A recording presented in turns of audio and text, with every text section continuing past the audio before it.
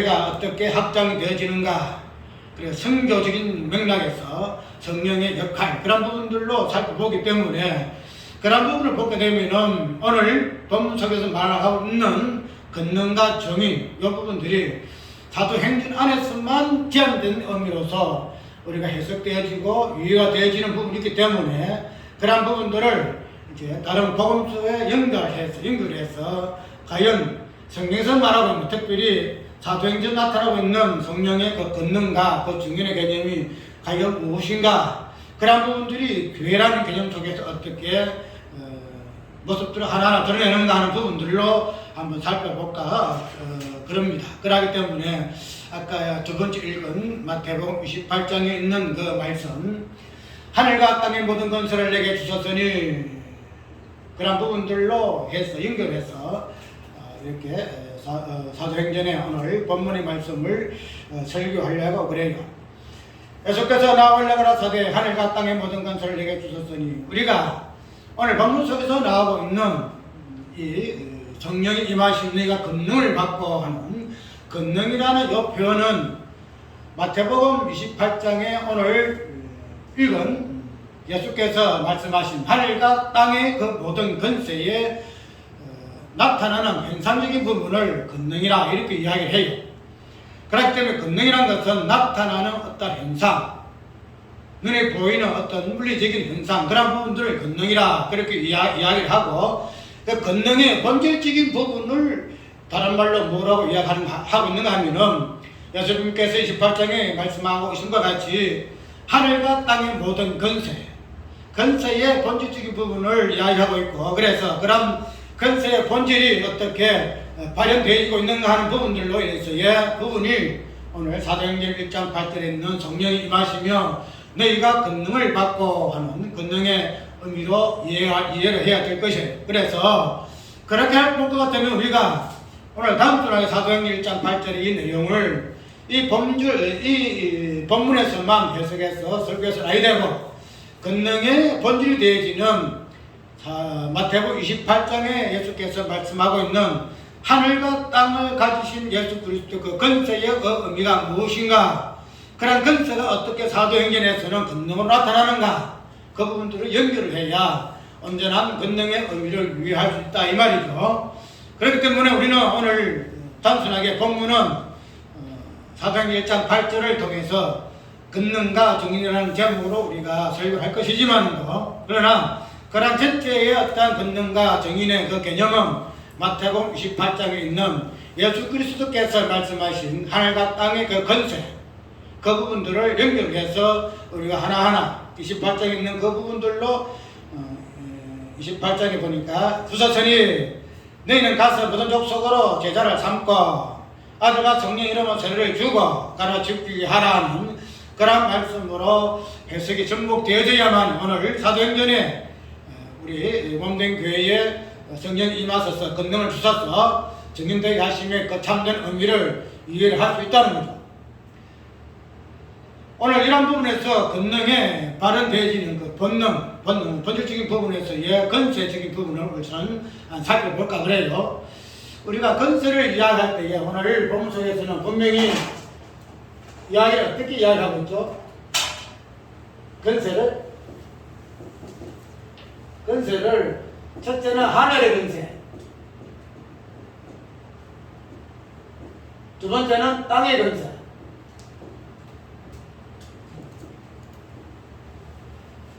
이런 권세의 양분의 두 개로 나뉘어지는 부분에서 당신의 권세가 어떠한 것인 걸 두 가지 나눠서 이야기하고 있는데, 첫 번째가 하늘의 권세, 그 다음에 두 번째가 땅의 권세, 이렇게 이야기를 하고 있죠.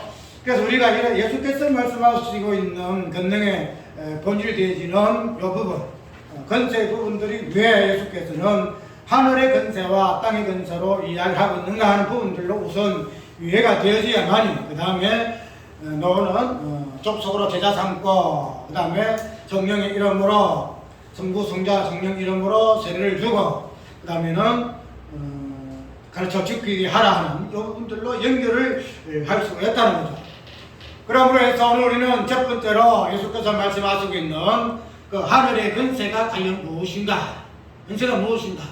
그 건세에 의해서의 오늘 사도행전은 성령의 임함으로 권능이 발현되어지는데, 예수께서 받으셨던 내가 하늘과 땅의 건세를 받았으니 이렇게 분명히 이야기하고 있음으로 인해서 예수께서 받으신 그 하늘의 건세가 무엇을 의미하는가 하는 부분들로 이해가 되어야만이 우리가 사도행전에서 나오는 성령의 임하심으로 말미암아 몸된 교회의 권능의 그 본질적인 부분이 과연 무엇인가 부분들로 이해를 할 수 있다는 거죠. 그래서 이런 부분으로 이해가 되지 않을 것 같으면은 권능이라는 것은 단순하게 하나의 물리적인 현상, 나타나는 어떤 이상한 이적이라든지 기적이라든지 능력이라든지 이런 어떤 물리적인 어떤 현상에 국한될 수밖에 없다는 거죠. 그러므로 이런 부분들을 우리가 본질적인 부분에서 먼저 이해를 하고 해석을 해줌으로 인해서 사도행전에 나타나고 있는 성령의 임함으로 말미암아 그게 주어지는 그 성령의 그 권능이 무엇인가 하는 부분들로 이해가 되줌으로 인해서의 사도행전 전체에서의 그 권능의 어떤 나타남이 똑바로 이해가 되어질 수 있다는 거죠. 그래서 우리가 첫 번째로 하늘의 건세라는 것은 과연 무엇인가 하는 부분들로 한번 살펴봅시다. 건세라는 것은 두 가지 양분되어 있어요. 우리가 항상 이야기하듯이 세례의 개념도 둘로 나뉘어지죠. 물을 전체적인 입장에서 보게 되면은 딱 가운데 공창이 딱 가운데 있어가지고 하늘과 땅으로 나누어지는. 그렇기 때문에 건세의 개념도 동일하다는 거죠. 건세도 나누어지 하는데 첫 번째로 하늘의 건세로 나누어지 한다. 두 번째로 보면 땅의 건세로 나누어지 한다. 그래서 예수님께서는 이 하늘과 땅의 건세를 온전히 임받으신 분이 예수 그리스도시다라고 예수께서는 그 건세에 대해서 계시하고 있다는 거죠. 그렇기 때문에 우리는 이러한 부분에서 하늘의 건세가 과연 무엇인가 하는 부분을 살펴보십시다. 그러니까 이 부분이 조금 말이 좀 빠른데 빨라도 그래도 들어보면 이해가 될 거예요. 베드로전서 3장을 읽어볼 것 같으면 이런 말씀이 나오는데 하늘의 건세가 과연 무엇인가 하는 부분들로 나와요. 그래서 베드로전서 3장을 한번 읽어봅시다. 베드로 3장에서의 22절 3장 22절에 보게 되면은 예수께서 말씀하고 계시는 그 하늘의 건세가 과연 무엇인가 하는 부분으로 표현되어지고 있는데 22절에 있습니다. 저는 하늘에 오르사 하나님 우편에 계시니 천사들과 권세들과 능력들이 저에게 순복하느니라. 예수께서는 하늘에 오르셨는데 그래서 하나님 우편에 계심으로 인해서 그러나야 천사들과 권세들과 능력들이 저에게 순복하느니라 하는 말씀 속에서 예수께서 받으셨던 하늘의 권세가 무엇인가 하는 부분으로 이해가 되어진다는 거죠. 권세라는 것은 땅에만 적용되어지는 부분이 아니에요. 권세의 부분은 우리가 잘 알고 있듯이 어떤 개념이죠? 통치하고 다스리는 개념이 권세의 개념이다라는 말이죠. 그런데 이 권세가 땅에만 이렇게 영향을 미치는 권세가 아니고 하늘에서도 권세의 통치가 다스림이 나타나야 하는데 그런 부분은 오늘 베드로전서 3장 22절에는 천사들과 권세들과 능력들이 저에게 통치받고 순복되어지는 것으로 표현되어지고 있음을 우리가 알 수 있다는 거죠. 그런 부분으로 우리는 빌립보서 22장을 보게 되면 또 비슷한 표현이 나오고 있는데 빌립보서 2장을 한번 찾아볼게요. 2장 10절에 보게 되면 어떤 말씀이 있는가 하면은 하늘에 있는 자들과 땅에 있는 자들과 땅 아래에 있는 자들도 모든 무릎을 예수의 이름에 꿇게 하시고 모든 입으로 예수 그리스도를 주라 시인하여 하나님 아버지께 영광을 돌리게 하셨느니라. 단순하게 예수님께서 통치와 다스리심은 이 땅에 오셔서 죽으시고 부활하셨으니까 이 땅에서의 통치와 다스림만 국가되는 것이 아니고 어디에서부터? 원래 예수께서의 출생되시는 출발되어지는 하늘에서부터 이 땅의 건세가 하늘의 건세가 포용되어지고 있음을 볼 수 있다는 거죠. 그래서 베드로전서나 그 다음에 빌립보서에서도 예수 그리스도 하늘의 건세가 어떠한 모습으로 보여지는가 하는 부분도 보여지는데 정사와 능력과 건세들과 하늘에 있는 모든 것들이 예수 그리스도의 그 이름의 근세에 굴복되어지는 것으로 이야기를 좀 하고 있다는 거죠. 그러니까 사도행전에 나타나는 성령이 임함으로 말미암아 몸된 교회에 주어지는 권능은 단순하게 이 땅에서 있을 때에 우리 교회가 하나님 나라를 확장시키는 그런 관점에서의 부분적인 그런 권세가 아니고 예수께서 임받으셨던 어떤 권세? 하늘의 권세, 하늘의 영들과 충군들과 천사들과 여러 가지 능력들도 예수 그리스도의 그 하늘의 권세에 순복할 수밖에 없는 그 부분들로 우리가 이해를 하게 되시게 되면은 단순하게 권능이라는 이런 부분들을 또 아까 우리가 이야기했던 이적, 단순한 이적, 이 땅에 나타난 이적과 능력과 기사, 표적이란 이런 것에 국한되어 해석해서 그런 부분들을 적용하고 인용하는 부분으로 해서는 안 된다는 거죠. 우리가 성령이 우리 교회에 임함으로 말미암아 권능이 임하는 이 권세는 예수 그리스도께서 받으셨던 하늘의 권세에부터 출발하고 있다는 거죠. 그 권세에 의해서의 모든 하늘에 있는 권세와 능력과 정사와 모든 영들이 굴복되어지는 하늘의 권세라고 우리는 이해를 해야 할 것이다. 그렇게 되면은 이제 두 번째 땅의 권세를 한번 살펴봅시다. 베드로서 3장 19절에 보게 되면은 또 이런 말씀이 나온다. 베드로에서 보게 되면 또 이런 부분들이 많아요. 베드로전서 3장 19절을 내가 읽습니다.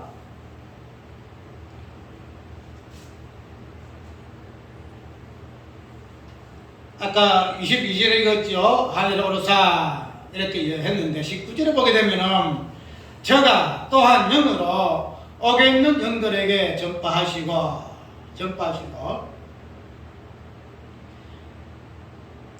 이 말씀을 보게 되면은 굉장히 지금 어렵게 이해를 많이 하는 부분들이에요. 이게 무슨 표현인가 하면은 제가 또한 영으로 옥에 있는 영들에게 전파하시도록 해가지고 사후 복음이라 이렇게 이야기를 많이 해요. 예수께서 죽으시고 난 후에 살아생전에 복음을 전파하시는 그 부분이 아니고 죽으신 후에 옥에 있는 영들에게 내려가셔서 마셨다 복음을 전파하셨다라고 해서 사후 복음이라 이렇게 표현하는 그런 모습들도 많아요. 그런데 이 시간에는 그런 부분을 보기보다도 저가 또한 영어로 옥에 있는 영들에게 전파하시니라 하는 이 부분을 그 다음에 이 부분들이 보완적인 부분에서 빌립보서 22장 보게 되면은 이런 말씀으로 보완되고 있습니다. 빌립보서 2장 10절에 보게 되면은 이런 말씀으로 하늘에 있는 자들과 땅에 있는 자들과 땅에 있는 아래에 있는 자들로 모든 무릎을 예수를 꿇게 하시고 부분에서 하늘에 있는 자들과 땅에 있는 자들로 이야기를 하고 있죠. 그 다음에 세 번째 표현이 어떤 표현인가 하면은 땅 아래에 있는 자들로 분명히 하늘에 있는 자들 있고 그 다음에 어떻게 했어요? 하늘에 있는 자들과 땅에 있는 자들과 땅 아래에 있는 자들 하늘에 있는 자들을 아까 우리가 이야기한 대로 하늘의 천사들과 권세들과 정사들과 능력들과 이런 것들 그 하늘에 있는 존재들 그런 자들과 또 땅에 있는 자들과 우리 인간의 세상에 있는 자들과 그 다음에 땅 아래에 있는 자들 땅 아래에 있는 자들 이게 무슨 의미일까요? 땅 아래는 어떤 개념이에요? 지옥의 개념이에요. 지옥의 개념 지옥 땅에 있는 옥이라 이래서 지옥을 이야기하는데 그 땅 아래에 있는 자들로 모든 무릎을 예수 이름에 꿇게 하시고 이렇게 이야기하고 있다는 거죠. 그래서 예수님의 권세는 하늘과 땅에 있는 자들의 권세뿐만 아니라 땅 아래에 있는 그 지옥의 권세까지도 예수님이 말씀하고 있으면 오늘 본문을 통해서 알 수가 있다는 거죠. 그래서 예수님의 권세는 단순히 하늘만 있는 것이 아니고 이 땅에 보이는 땅 위에 있는 뿐만 아니고 땅 아래 지옥에까지도 예수 그리스도의 권세는 역사하고 계시더라 이렇게 이해를 하고 된다는 거죠. 그래서 왜 예수께서 베드로전서에 있는 것대로 지옥에 있는 영들에게 내려가사 복음을 전파하시고 하는 이 부분은 단순하게 그들을 무엇을 이야기해요? 그들을 어떻게 복음을 전하여서 그들을 다시 구원시키자는 복음적인 관점이 아니고 비록 전파라는 요 부분을 통해서 어떤 의미에서의 전파라는 개념을 썼는가 하면은 복음의 그 계시적인 부분에서 계시, 우리가 복음의 계시라는 것은 복음의 어떤 부분이잖아요. 그래서 복음의 계시가 우리에게도 주어졌는데 그 다음에 그 주어짐으로 말미암아 우리는 복음을 듣고 우리가 어떻게 되지요? 구원받지요. 그런데 이러한 부분에서 전파라는 부분을 계시로 이해할 것 같으면은 계시가 주어질 때는 믿는 자와 믿지 아니하는 자들에게 동일하게 주어지는데 그 계시가 구원되어지는 계시가 있고 심판되어지는 계시가 있다는 거죠. 우리가 예수님의 또 하나님의 그 계시라는 것은 믿지 아니하는 자들에게 감춰짐은 아니거든요. 분명히 그들에게도 하나님의 어떤 존재라는 것이 계시가 되어져요. 그런데 그들이 계시가 계시되지 못하는 옆부분은 어떤 의미였어요? 자기들이 동일하게 나도 하나님이라는 그러한 자세에 있기 때문에 계시가 계시되지 못한다는, 그런데 어쨌든 간에 하나님께서는 그 계시라는 그런 내용을 통해서 전파하신다는 거죠. 그런 부분들이 단순하게 어떻게 해서 그들을 계시에서 전복음을 전파해서 그들을 구원시킴에 대한 그런 계시와 전파가 아니고 그들에게 하나님이라는 존재가 어떤 존재인가, 예수님의 권세가 어떤 권세인가, 그런 부분들을 믿는 자와 믿지 아니한 자, 하늘에 있는 자들이나 땅에 있는 자들에게나 그 다음에 땅 밑에 있는 자들에게도 동일하게 예수님의 그 권세가 무엇인가 하는 부분들을 계시하는 차원에서 지역에 있는 영들에게 들어가셔서 복음을 전파하셨다라고 이야기하고 있다는 사실이죠. 그래서 우리는 이 부분들을 다음에 기회 있을 때는 좀 깊이 있게 다룰 부분인데 오늘 이 부분을 하게 됩니다. 시간이 너무 많이 가니까. 어쨌든 하늘과 땅의 권세를 가지신 분이 예수 그리스도의 그 권세적인 부분이신데, 그래서 그러한 부분들을 오늘 몸된 교회에 성령이 임하셔서 권능으로 나타났다는 사실을 오늘 우리가 성경 본문을 통해서 이해가 되어진다는 거죠.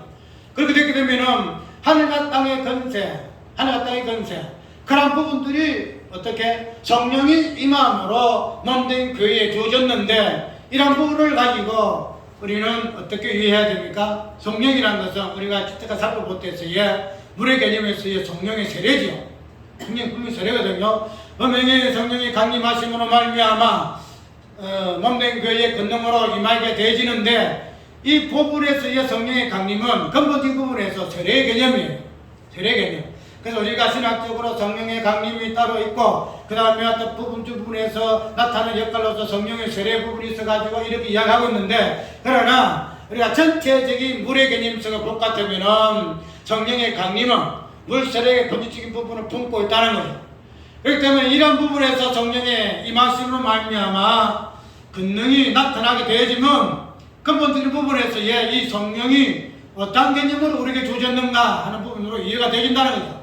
그 되면은 이 성령의 세례를 통해서 하늘의 권세를 가지신 하나님 예수 그리스도의 권세, 땅의 권세와 땅 아래의 권세를 가지신 예수 그리스도의 그 권세가 성령으로 말미암아 몸된 교회에 베풀어졌는데, 이것을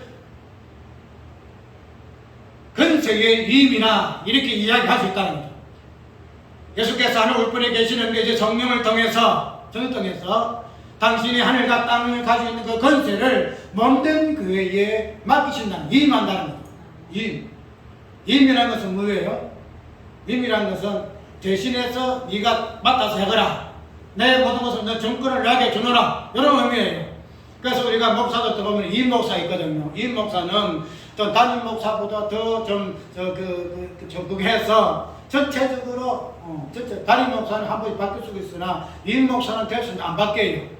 그래서 그 교회에 끝날까지 은퇴하실 때까지 목사의 직분을 하는 것이 임목사거든요. 근데 이 임목사 요새는 그냥 유명무실 해가지고 하다가 그냥 가버리고 이런 부분이 많은데, 어쨌든 이 성령을 통해서 예수 그리스도께서는 당신이 가지고 계셨던 하늘과 땅의 그 권세를 우리에게 임하셨다는 거죠.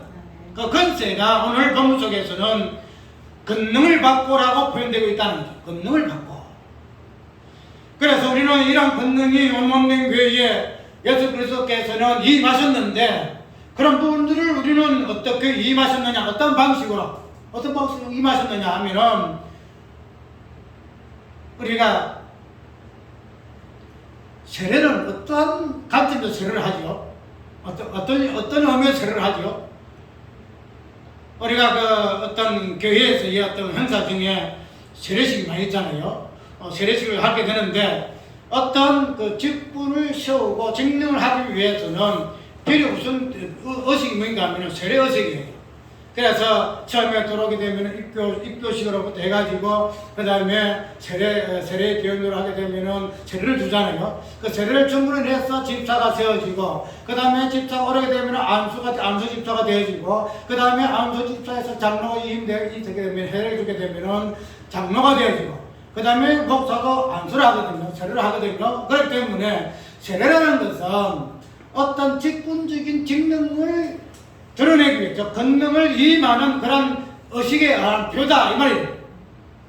우리가 보통 교회를 이야기할 때는 뭐 두루뭉실하게 교회다 이렇게 이야기하잖아요. 그래서 성도라 이야기하는데 교회라는 것은 전부 다 하나 유기체적인 조직이에요. 무슨 말인가 하면은 우리가 여기서 보게 되면 교회를 예수 그리스도 지체로 이야기하잖아요. 머리도 있고 눈도 있고 코도 있고 입도 있고 팔과 다리도 있고 그래서 각자 유기적인 지체로서 이렇게 연결되어 있음으로 해서 교회를 이야기하고 있잖아요.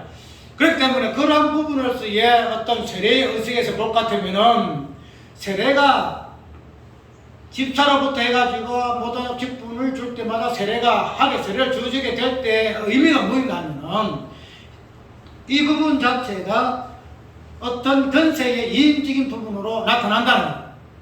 무슨 말인가 좀 어려운데 무슨 말인가 하면은 우리가 교회라는 것은 아까 어떤 지체적인 팔다리 지체 개념으로서의 유기를 이야기하고 있는데 그것이 교회의 어떤 다양한 직분으로 보게 되게 되면은 집사로부터 시작해가지고 쭉 나와요. 특별히 우리가 이 부분에서 에베소서 보게 되면 4장에 이야기하고 있잖아요.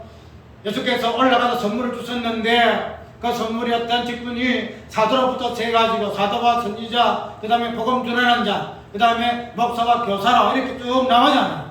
이 나오게 되는데 이러한 직분들은 무엇을 통해서 세워져요? 무엇을 세웠어? 세례를 통해서 세워져. 안수를 통해서 세워진다는 거죠. 안수라는 것은 세례의 어떤 다른 모습인데 그러한 안수와 세례의 의식을 통해서 그 직분들이 세워짐으로 말미암아 교회가 되어진다는 거예요. 단순하게 그냥 집사 직분 없고 좋고 이런 것이 아니에요. 교회라는 것은 이러한 직분을 통해서 하나의 유기체로 조직이 되어진다는 거죠. 사도로부터 시작해서 그 다음에 선지자, 그 다음에 복음 전하는 자, 그 다음에 목사와 교사라는 이 조건들을 통해서 교회가 하나의 구성이 되어진다는 거예요. 그것을 통틀어서 뭘 한다? 성도라 그러고 교회라 그런다 이 말이에요. 그렇기 때문에 우리는 이러한 부분으로서의 왜 성령의 세례가 성령이 임하셨는가 하는 부분들로 얘기되어지는데 그런 성령의 세례가 임함으로 말미암아 그 부분들이 이음받는 존재가 직능이 뭔가 하면은 이 5가지 직분이더라 이 말이에요. 이 5가지 직분들로 인해서의 뭐가 나타난다? 성령이 임함으로 말미암아 나타나는 권능이 나타난다는 거예요.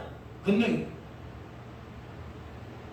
우리가 권능이라는 것은 단순히 이제 성령을 받았으니까 내가 권능을 받고 이런 개념이 아니라는 거죠. 왜냐하면은 아까 이야기했도록 성령이라는 것은 물세례의 의미가 있고 본질적인 세례의 의미가 있는 거예요.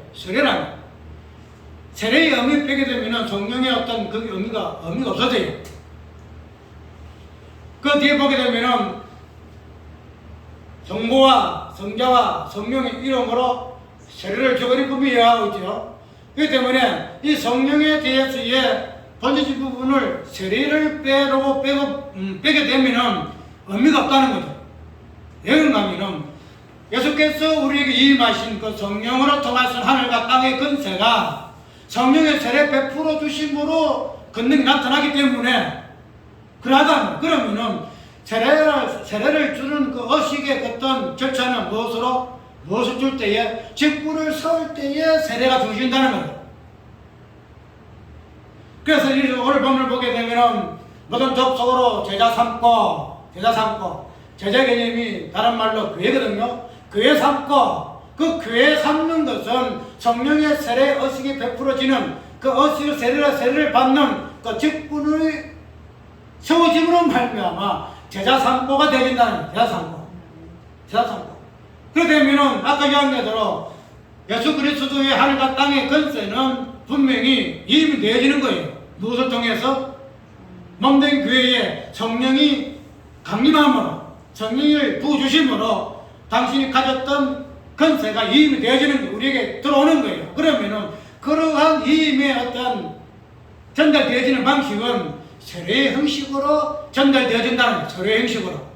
당신은 표면적인 그러한 성령의 어떤 의식이 아니고 본질적인 이면적인 부분에서의 그 세례라는 형태를 통해서 주어진다는 거죠. 그럼 아까 이야기했던 내가 잠깐 설명하는 건 뭔가 하면은 세례는 무엇을 어떠할 때에 세례를 받느냐 이 키포인트예요. 세례는 어떠할 때 받느냐? 입고가 되기 위해 세례 교인 되기 위해 세례를 주잖아요. 그죠? 세례 교인이 되기 전에는 세례를 안 줘요. 그런데 세례 교인이 정식으로 교인 되기 위해서의 받는 절차가 뭔가 하면 세례라 이 말이죠. 그러면 이 세례 교인이 만약 또 집사가 되기 위해서는 어떻게 돼요? 집사도 또 세례받 안수예요. 안수. 그 되면 이런 직분 하나하나는 무엇으로? 세례라는 의식으로, 안수라는 의식으로 이렇게 주어진다는, 세워진다는 거죠. 그래서 이런 저짐으로 말미암아 뭐가 된다? 주께서 우리에게 임하시는 그 성령을 통해서 임한 당신의 그 권세가 그 물세를, 성령의 세를 받는 그 직분 한 사람들에게 이임되어진다는 거예요. 그래서 이임된 사도라는 직분 속에 이임이 되어지고 선지자라는 직분 속에 이임이 되어지고 복음 전하는 자의 그 존재 속에서 이임이 되어지고 목사라는 존재 속에서 직분 속에 이임이 되어지고 교사라는 직분 위에 성령의 권능이 이임이 되어지더라. 그것이 무엇으로? 성령의 세례로 이임되어지더라. 그렇기 때문에 예수께서 말씀하시는 것처럼 모든 족속으로 제자 삼고 그 다음에 이러한 부분들을 미리 이야기했지만은 성부와 성자와 성령의 이름으로 세례를 주고 마태복음에서의 그렇게 말씀하신 이유가 바로 여기에 있다는 거죠. 우리가 세례를 오늘 본문 속에서의 성부와 성자와 성령의 이름으로 세례를 주라 하는 이 부분에서 이 하나만 가지고 깊이 달아요. 오늘 본문 속에 연결되어 있기 때문에 잠깐 터져 나갑니다. 우리는 세례라는 것은 연합의 의미잖아요. 연합의 의미. 하나 되는 의미잖아요. 연합의 의미. 그렇기 때문에 이러한 부분에서 세례의 개념을 이해할 것 같으면은 분명히 예수께서는 당신의 권세 이 부분들을 무엇으로 세례 주는 것으로 이야기하고 있다는 거죠. 그런데 그 세례를 어떤 것으로 주는 거예요? 성부와 성자와 성령의 성부의 이름으로 주고 그 다음에 성자의 이름으로 주고 그 다음에 성령의 이름으로 주고 이렇게 이야기하고 있다는 거예요. 그러면은 연합이라는 것을 볼 것 같으면은 성부의 이름으로 세례를 받으면은 어떻게 돼요? 그 세례는 성부의 이름과 연합이 된다는 거예요. 성부 연합과 이름이라는 것은 실제의 본질이잖아요. 실존하기 때문에 이름이 주어지는 거죠. 그래서 성부라는 그 이름에는 성부의 본질이 있다는 거죠. 그러면은 우리가 오늘 성부의 이름으로 세례를 받게 되면은 무엇이 되지요? 성부 하나님과 연합에 성부 하나님과 연합. 우리가 여러 부분을 가지고 거룩이라는 부분을 가지고 하나님의 그 공의적인 부분에서의 공유적 속성과 비공유적 속성을 통해서 비공유적 속성을 우리가 연합할 수 없다 부분을 우리가 다 제껴놓고 그렇지 아니하는 부분에서 예수 그리스도와 아니면은 성부 하나님과의 이름을 통해 세례를 받게 되면은 그 이름에 걸맞게 성부 하나님과의 연합으로 말미암아 성부 이름으로의 세례받음의 의미가 거기에 있다는 거예요. 그렇게 되면 성부의 이름을 통해서 그 세례받은 자는 어떻게 된다? 성부 하나님과 연합이 되어진다는 거예요. 성부라는 게 연합. 그 다음에 성자 이름으로 세례를 받아요. 성자 하나님의 이름으로 세례를 받게 되면은 무엇과 연합이 된다? 성자 하나님과 연합이 된다는 거예요. 성자 하나님과. 성부 하나님과의 연합을 통해서 어가 무엇인가? 생명의 연합이 되어지고 성자 하나님과의 연합이 되줌으로 해서 무엇과 연합된다? 성자 하나님이 가졌던 그 죄, 그 죽음, 그 사망, 그런 부분에서 연합이 되어진다는 거예요. 지금 말해서 십자가와 부활이라는 그 가점 속에서의 성부 하나님의 이름, 성자 하나님의 이름으로 세례받은 의미가 바로 여기. 그래서 그 이름으로 말미암아 세례받은 자는 십자가와 부활이라는 예수 그리스도 안에서 신성과 인성이라는 성부 하나님과 성자 하나님 되심에서의 그 연합의 의미가 거기에서 나타난다는 거예요. 우리는 이러한 부분에서 예수께서도 당신이 성부와 성자 성령의 이름으로 세례를 받고 말씀하셨는데, 마지막에 성령의 이름으로 세례를 받는 이 부분에서는 성령은 어떠신 분이에요? 성령은 성부 하나님과 성자 하나님 그 관계성의 그 본질적인 부분들을 무엇으로 증거하는 분이 성령이에요. 증거하는 분이에요. 성부 하나님이 성자 하나님 되심을 성령 하나님이 증거하시고, 성자 하나님이 성부 하나님 되심을 성자가 증거하시고, 성령이 증거하시고, 이 성부 성자의 이 부분, 구속 사이의 모든 부분, 본질적인 부분을 성령 하나님이 증거하지 아니하시면 이 모든 것들이 거짓이에요. 성부 하나님의 본질, 성자 하나님의 그 본질, 그 본질적인 부분들을 누가 증거하겠어요? 누가? 사람이 증거하겠어요? 아니면 천사가 증거하겠어요? 누가 증거하겠냐 말이죠. 하나님 자신, 성령 하나님 자신만이 성부 하나님의 어떠하십니다. 성자 하나님의 어떠하심을 증거하시는 유일한 증인이시다. 유일한 증인이시다.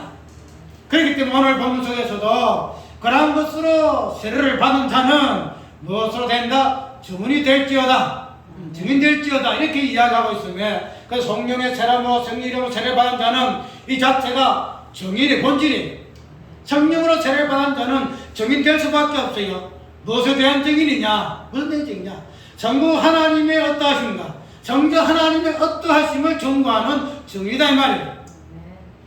단순하게 우리가 예수 믿으세요, 선교지 가니까 예수 믿고 하고 하고 이런 것들 그렇다면 그런 어떤 표현적인 부분에서 증인 아니에요.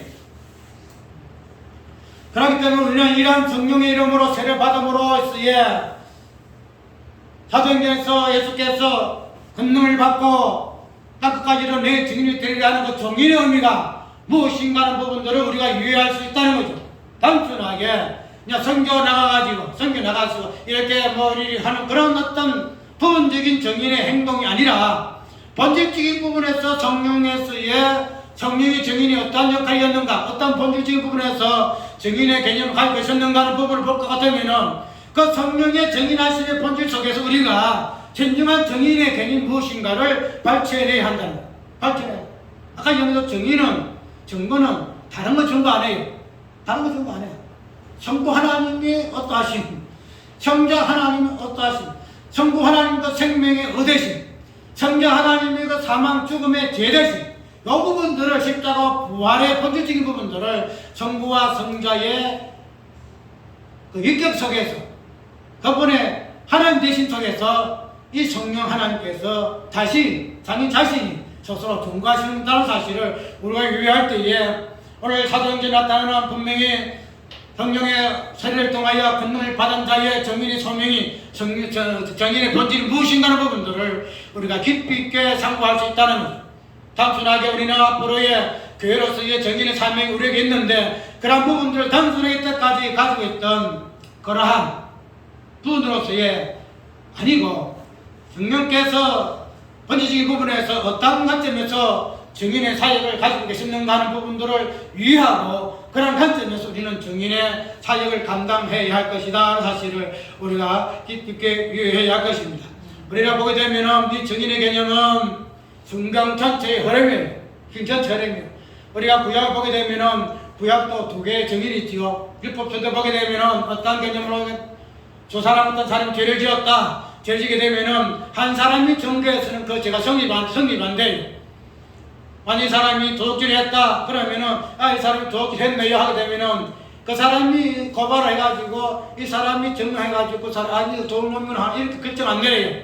어떻게? 다른 사람이 똑같이 한 사람과 두 사람이 똑같이 이 사람이 도둑놈이요 하게 되면은 그래 이는 도둑놈이구나 이렇게 판결을 내려요.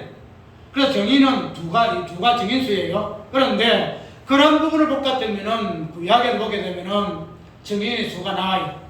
실수가 어떻게 나와요? 율법과 선지자, 율법과 선지자, 율법과 선지자로서의 율법의 모든 부분들이 정인의 개념이고 그 다음에 선지자의 개념도 정인의 개념인데 이 부분이 인격화된 부분들이 누구예요?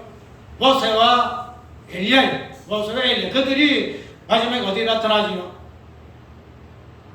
예수 베나사는 나타나잖아요. 나타나서 예수 그리스도의 죽으심을 서로 이야기하고 있잖아요.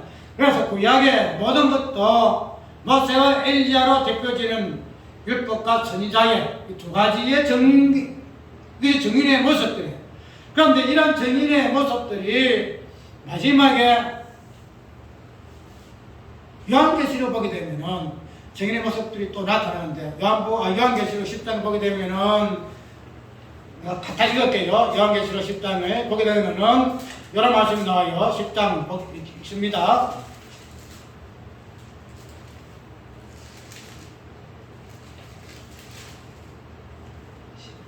11장 성경 밖 마당은 충명하지 말고 그냥 두라. 이것은 일방인에게 주어선저 저희가 거룩한 성을 만주할 동안에 짓밟으리라. 내가 나의 두 증인에게 건세를 주리니 저희가 굵은 베옷을 입고 1260일을 연하리라. 이는 땅의 주 앞에 섰는 두 감람나무 두 촉대니 만일 누구든지 죄를 해하고자 한저 저희 입에서 불이 나서 그 원수를 소멸할지니 누구든지 회하려 하면 반드시 이와 같이 죽임을 당하리라. 저희가 건설을 가지고 하늘을 닫아 그 예언을 하는 동안 비 오지 못하게 하고 또 건설을 가지고 물을 변하여 피되게 하고 아무 때든지 원하는 대로 여러 가지 지향으로 땅을 치리로다. 오늘 11절에 보게 되면은 두 정인이 나와요. 아까 이 정인은 두 사람이 있어야 정인된다 그래야 했죠. 그렇기 때문에 이 두 정인의 증거의 내용들이 요한계시록에 쭉 나오는데 이 증거의 내용들을 쭉 보게 되면은 우리가 이 정인을 다른 사람, 해석하는 사람들이 좀 여러 가지 많아요. 다른 그 여호와 정인 이런 사람들은 이 두 정인은 사람 개인이다 이렇게 이야기를 하고 좀 그런 밸런스롭게 이상적인 그런 해석을 하는 사람 많아요. 그런데 오늘 본문 속에 나타난 이 두 정인은 몸된 교회, 지금 말해서 구약의 교회와 신약의 그 교회 그 부분들이 오늘 두 정인으로 나타나게 되어지는데 그러한 정인에서의 그 증거의 내용들을 보게 될 것 같으면은 이렇게 됩니다. 저희가 건설을 가지고 하늘을 닫아 그 예언을 하는 동안에 비 오지 못하게 하고 건설을 가지고 물을 변하여 피되게 하고 아무 때든지 원하는 대로 여러 가지 지향으로 땅을 치리로다 이렇게 이야기하고 있죠. 무슨 말인가 하면은 이 두 정인이 증거하는 내용을 보게 되면은 오늘 본문 속에서도 심판의 내용이에요. 심판 내용인데 비 오지 못하게 하고 물을 변하여 피되게 하고 그 다음에 여러 가지 지향으로 땅을 치리로다 이렇게 이야기한다는 거죠. 이 부분들이 오늘 몸된 교회의 증거의 내용들로 우리가 이해가 되어집니다. 단순하게 정인을 이야기하기 때에 우리는 이렇게 예수 믿고 구원받으십니다. 예수 믿어서 모든 하늘과 땅의 건설을 가지고 땅의 모든 것을 가졌으니까 우리가 건설을 가지고 휘두르게 되면은 뭐든지 못할 거 없습니다. 그래가지고 사업도 잘 되고 병도 잘 낫게 되고 삼복음 이야기해서 이렇게 이야기하게 되는데 그런데 우리가 진정한 정인의 그 증거의 내용은 무엇인가 하면은 오늘 본문 말한 그대로 건설을 하늘을 닫아 예언하는 또 하늘을 닫는 그런 건설 하늘을 닫아서 비가 오지 못하게 하고 그 다음에 물을 변하여 피되게 하고 재앙으로 땅을 치리로다. 한마디로 말해서 애굽에서 나타나는 이런 심판의 그 내용들이 두 정인의 증거하는 내용이 되어지는 것을 볼 수가 있다는 거죠. 그래서 이런 부분들로 마지막에는 저희가 정권을 맞을 때에 무정에로부터 올라오는 짐승이 저희로 더불어 전쟁을 일으켜 저희를 이기고 저희를 죽일 터인즉 이렇게 이야기하고 있죠. 이렇게 분명히 정인이 이러한 증거의 내용으로 하늘을 닫고 비가 못오게 하고 물을 변하여 피되게 하고 여러 가지 기항을 통해서 이런 심판하는 그런 모습들인데, 이런 모습들의 증거의 내용들이 마지막에는 자신의 그 증거인의 마지막의 모습을 통해서 고스란히 드러나요. 어떻게 하게 되면 저희가 저희가 증거를 마칠 때에 무정으로부터 올라오는 분생이 저희로 더불어 이렇게 저희를 이기고 저희를 죽일 터인즉 저희 시체가 큰 성길에 있으리니, 저희 시체가 큰 성길에 있으니, 지금 저희 올라와서 이 두 증인을 죽여요.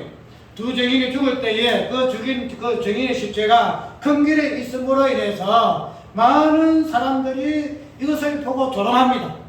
야, 우리를 갖다 심판하고 우리를 어떻게 하고 우리를 뭐 했던 그놈이 이제 죽었네 하고 이렇게 조롱하고 희롱하는 그런 모습이 있는데, 이거 보니까 10절에 두 선인자가 땅에 관한 자들을 괴롭함으로 땅에 관한 자들이 저희의 죽을 보고 절구하며 기뻐하여 서로 예물을 보내라 하더라.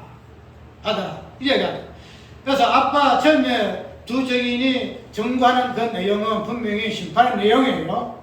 하늘에 물을 닫아 산을 문을 닫아서 물을 모르게 하고 또 물들이 변하여 피가 되게 하고 여러 가지 기한을 인하여 그 땅을 치는데, 그런 모든 심판의 내용을 마지막에 자신들의 모습 속에서 자신들이 어떻게 되죠? 그런 심판을 받아서 마지막 죽어요.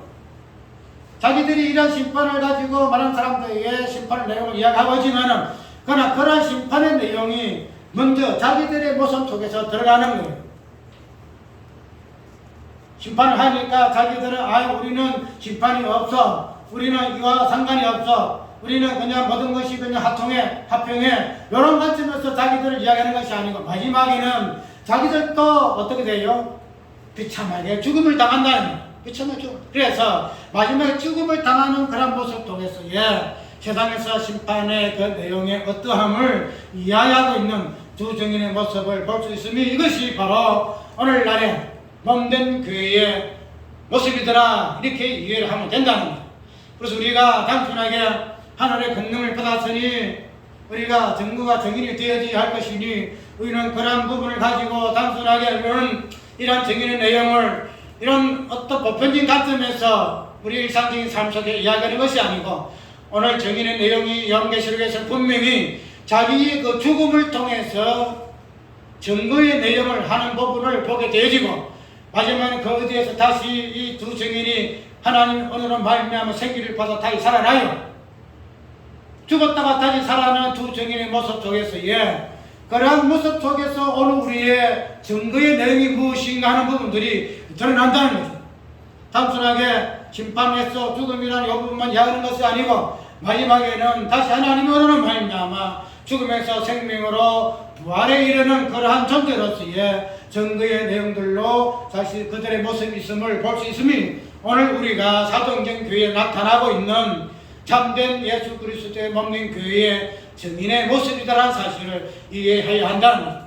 오늘 본문 속에서 분명히 주님께서 성령이 너에게 임하시면 권능을 받을 것으로 말씀하셨어요. 그래서 그러한 증인의 내용들이, 증거의 내용들이 성령의 세례 주심으로 말미암아 각각의 직분들의 능력이 나타나요. 각각 직분들로. 그래서 사도의 모습 나타나고, 선지자의 모습 나타나고, 목사와 교사와 복음 전환자 나타나요.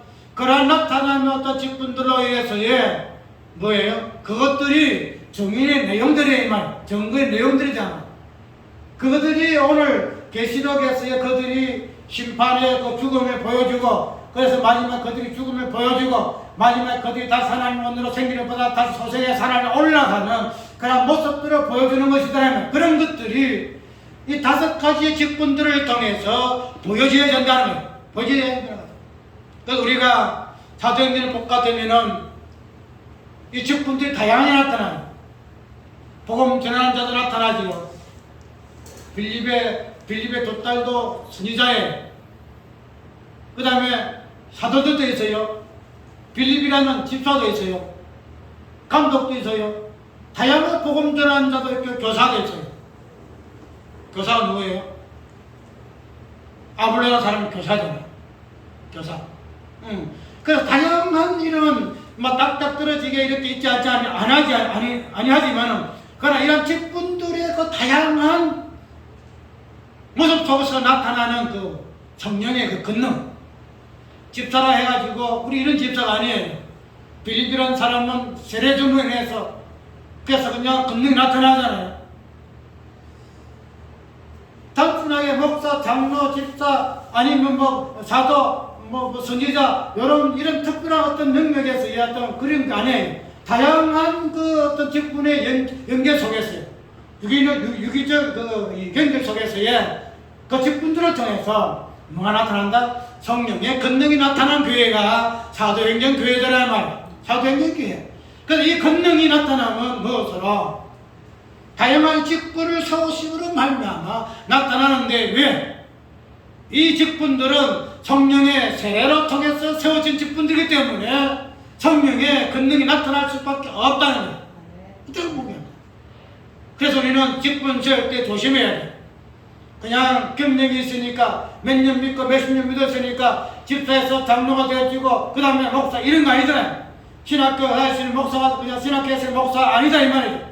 이런 성령의 세례로 통한 그 권능이 과연 이 자에게 나타나는가 하는 그런 관점에서 직분을 세워야 할 것 같은 그럴 때에 뭐가 나타난다? 너희가 권능을 받고 하는 주님의 약속이 성취가 되지더라 이 말이에요. 이런 부분에서 우리는 오늘날 몸된 교회에 직분을 보게 될 것 같으면 과연 오늘 하나님의 교회에서의 직분들이 성령의 세례에 의해서의 세워짐에 대한 직분인들인가? 목사가 그러한가? 장로가 그러한가? 집사가 그러한가? 그런 부분을 우리가 살펴봐야.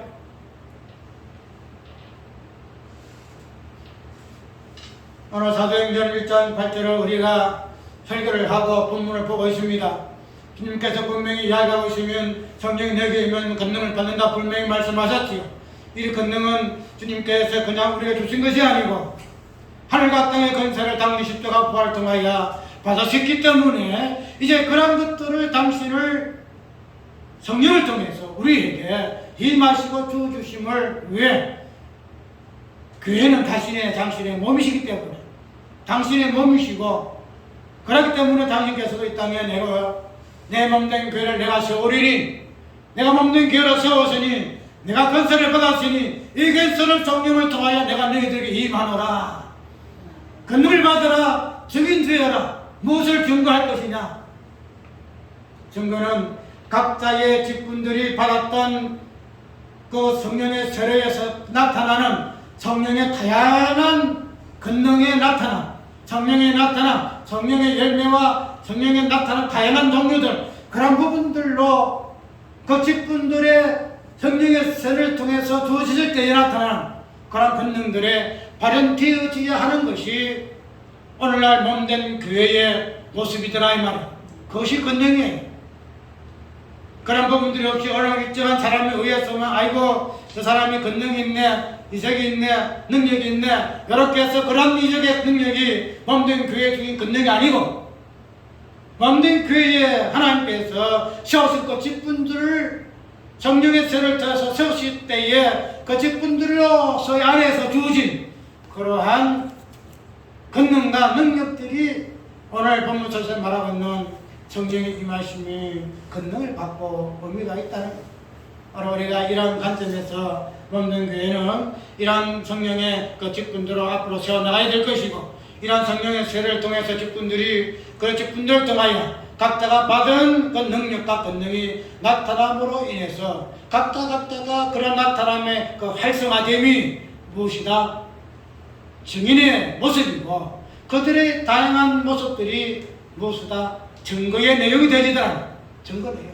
성령의 어떤 증거는 결론적으로 성부와 성자와 어떤 관계성에서의 그 생명의 어떠하심, 성부 하나님, 성자 하나님의 그 죽음의 어떠하심, 그 십자가 부활의 깊이 있게 증거하는 그런 부분들로 내용이 있음을 우리가 다시 한번 기억해서 이제 우리 교회도 그런 부분으로 하나하나 이렇게 채워가고 그래서 직분들로 채워나가고 단순한 직분이 아니라 그 직분 속에서 나타난 성령의 권능들이 어떻게 몸된 교회가 정인의 사역을 이어나갈 수 있는 그런 관점으로 우리가 컨트롤 해나가는 그런 부분으로서의 교회 사역이 우리에게 있어야 할 것이라는 사실을 기억하시기 바랍니다. 네.